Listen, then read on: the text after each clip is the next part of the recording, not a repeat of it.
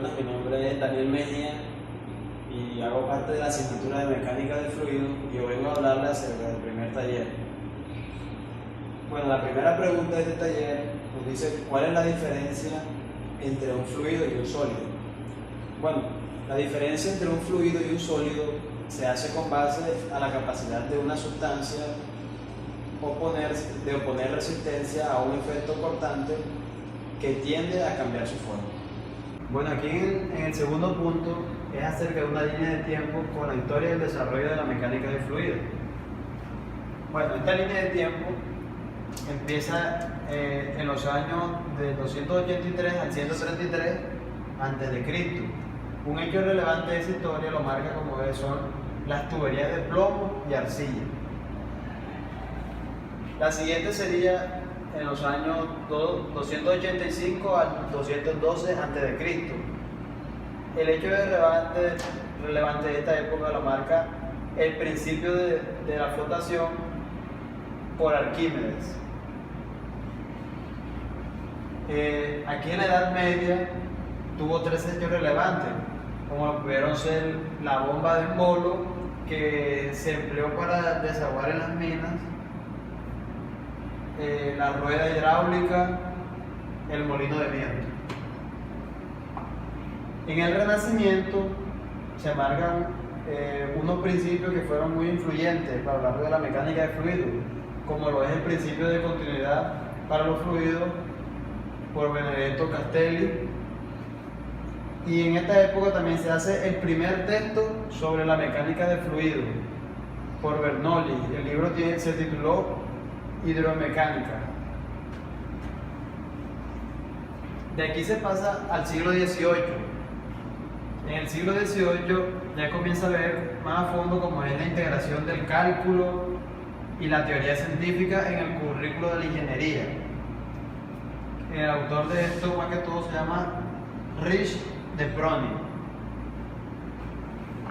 Ya en el siglo XIX se comienza algo más elevado, como lo es el fluido de los tubos capilares para múltiples fluidos, por el físico Jean Possibles.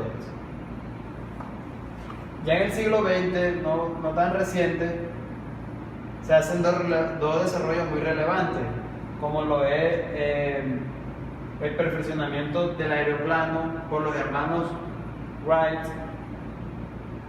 y los flujos de fluidos que se pueden dividir en unas capas cercanas a las paredes por Ludwig Planck. Bueno, aquí en el tercer inciso la pregunta es ¿en cuáles leyes, principios o teorías se basa la mecánica de fluidos? De aquí agregué tres. Una de estas es la conservación de la masa, que es aquella que establece que toda materia es indestructible.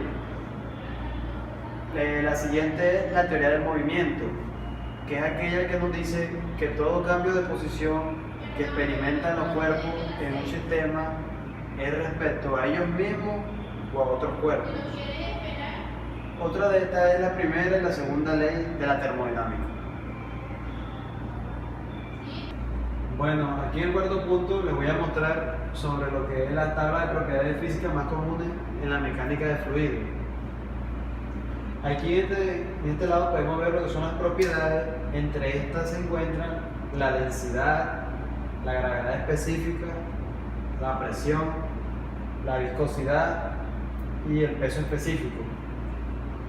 En la simbología podemos encontrar cómo se representa la densidad por medio de la P. En la gravedad específica se representa con la G y la E. En la presión con la P. Viscosidad se representa con la letra M. El peso específico con la letra Y.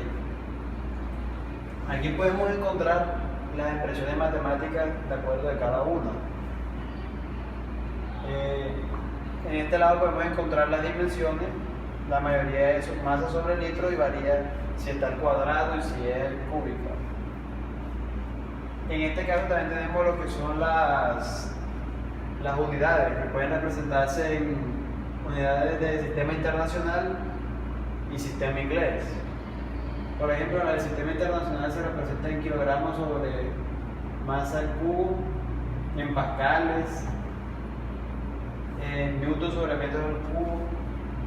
Y las unidades del sistema inglés se representan sobre libras, sobre pulgadas al cubo, en PSI, en Poise. Bueno, aquí en el quinto punto nos preguntan por qué al aumentar la temperatura la viscosidad dinámica disminuye en los líquidos y aumenta en los gases. Bueno, esto se debe a que en los líquidos las moléculas poseen más energía y a elevadas temperaturas se pueden oponer con mayor fuerza a las grandes fuerzas de cohesión intermoleculares. Por otro lado, los gases, las fuerzas intermoleculares son despreciables y a temperaturas elevadas las moléculas aumentan en forma aleatoria y se pueden mover a grandes velocidades. Bueno, aquí en la sexta pregunta podemos encontrar, nos preguntan ¿qué es la gravedad específica? Bueno, la gravedad específica es la relación de la densidad de una sustancia y la densidad del agua, pero a una misma temperatura. Bueno, ahora le voy a expresar matemáticamente cómo se escribe la gravedad específica. La gravedad específica se representa con la G y la E y es igual a densidad que cualquier sustancia sobre la densidad del agua.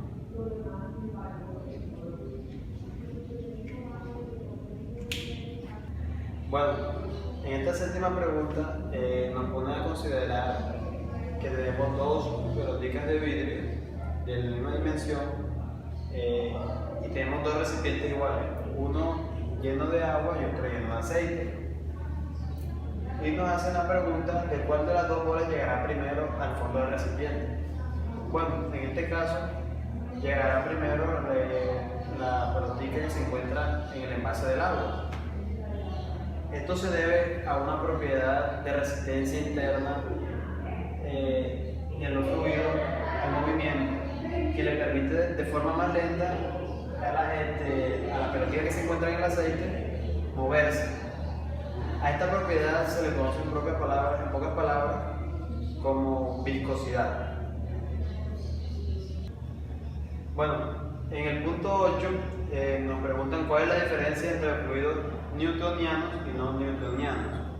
Bueno, en los fluidos newtonianos la viscosidad es indispensable del gradiente de velocidad. O sea, no varía, es constante. Todo lo contrario de los no newtonianos, que en este caso sí varía de acuerdo al gradiente de velocidad.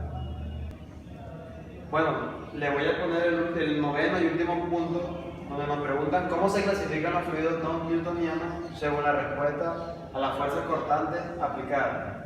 Los fluidos se clasifican en dilatantes y fluidos pseudoplásticos. Los fluidos dilatantes son aquellos donde la viscosidad se incrementa con razón a la deformación. Y los fluidos pseudoplásticos son aquellos donde son menos viscosos a medida de que los cortes son más intensos. Bueno, eso fue todo. Muchas gracias.